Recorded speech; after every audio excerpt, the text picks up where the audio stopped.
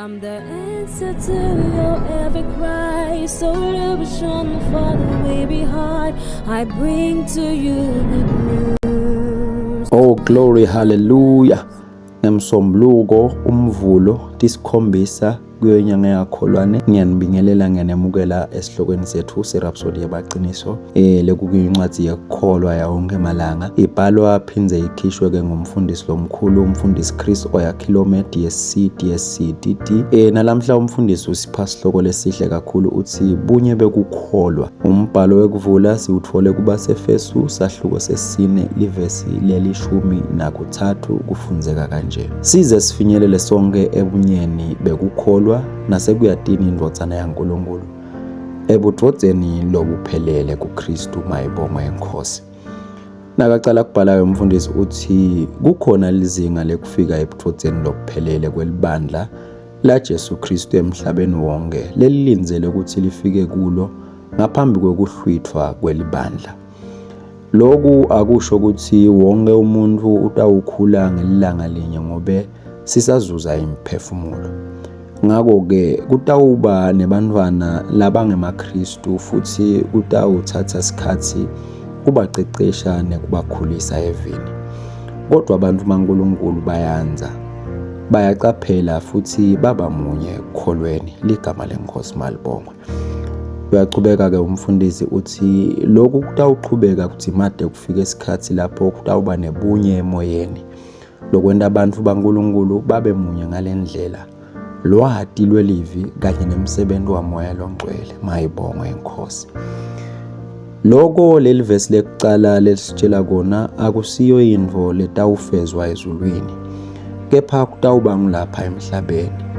Naka ukuthi uthi kuze kufike sonke, hayi labanye bethu kuphela kodwa libandla lonke lihamba ngebunye. Ngisho nebantu labasebancane labangemaKristu futhi labangadi lokunyeni kulinzeleke ukuthi balandzele isicondziso salabo lasabanesikhathi leside bahamba neNkosi mayibongwe iNkosi. Uthi ke umfundisi kungako Pawula khuluma ngekutethemba athi hambani etinyathelweni tami njengoba nami ngihamba etinyathelweni taKristu. Lokho ukuthola na ufunza kuba seKorinte bekucala sahluko se11 livesi lekucala.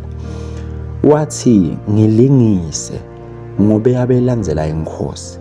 Kufanana nekuhlala edolobheni lelisezingeni leliphakeme kwekwati tindvo.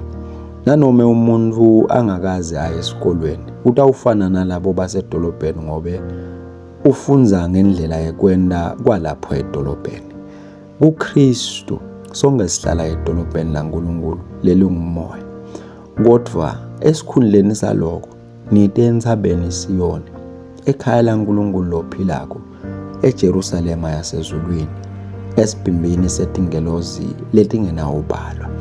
Lokho umbhalo lokumaHebheru sahluko se12 livesi le22 mayibongwe iNkosi. Asichubeke sive ukuthi umfundisi ngabe uthini. Uyachubeka uyabhala uthi sonke siyambandzakanyeka kulokukhula kwemtimba waKristu. Kufunza livi, kulandzela sicondziso seNkosi nekusita labanye ukuthi bakhule kuye kuze kuthi thine libandla sifinyelele kuleyo ndzawo yekuvuthwa nekubumbana lokungapheli lechazwe livi mayibongwe iNkosi.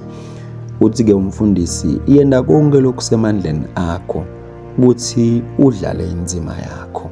Oh hallelujah, hallelujah, hallelujah, glory to God.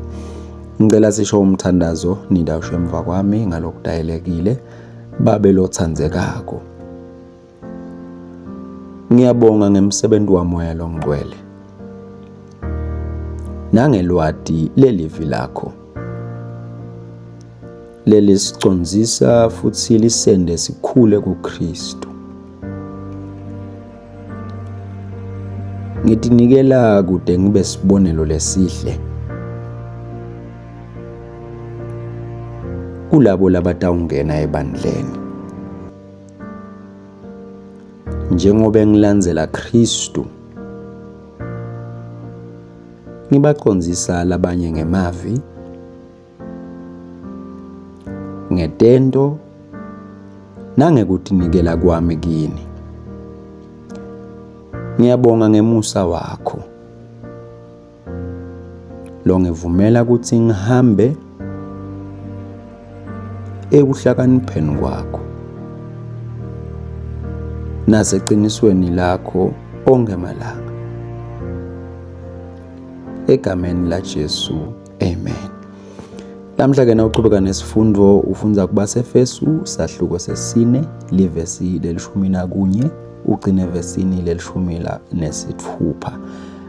Ufunze incwadi yaPetro wekucala sahluko sesibili kanye nelivesi lesibili. Nawusebenzisa uhlelo lokufunda leBhayibheli ngeminyaka munye utawufunza imisebenzi yabapostoli sahluko seli-18. Lamhla uqala evesini le-24 bese uwelela esahlukweni seli-10 uqala evesini lekucala khona ugcina evesini lesi-7. Utawube sewufunza incwadi yaJobe sahluko seli-12 sahluko seli-13 ugcine esahlukweni seli-14. Kepha-ke nawusebenzisa luhlelo lokufunda iBhayibheli ngeminyaka lemibili utawuthola incwadi yaLuka sahluko sesi-7 uqala evesini leli-11 ugcine evesini leli-17.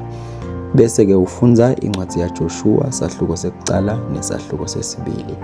Ligama leNkosi malibongwe. Njengoba kuliviki lelisha ngifisela ukuthi inkosi ibe nani kusaqala liviki niye emsebenzini kuko konke lenikwendako nibusiseke nihlale evini lenkosi ngeRhapsody yamaqiniso. Mayibongwe inkosi. Amen.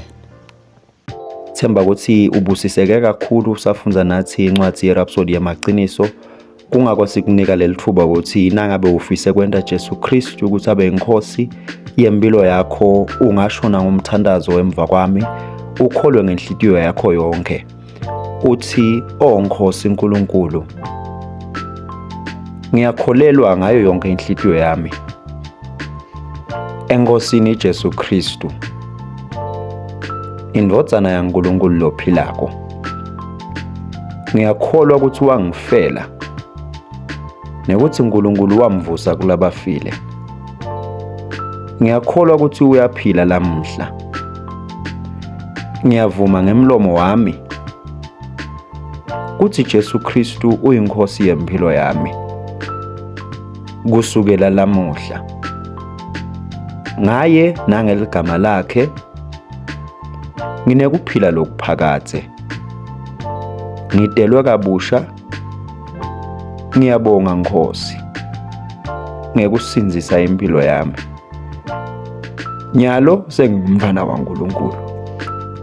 Haleluya. Nangabe usho lo mthandazo ngicela ukuhalalisela phindze ngikwemukele emndenini webaKristu. Inkosi ikubusise. Amen.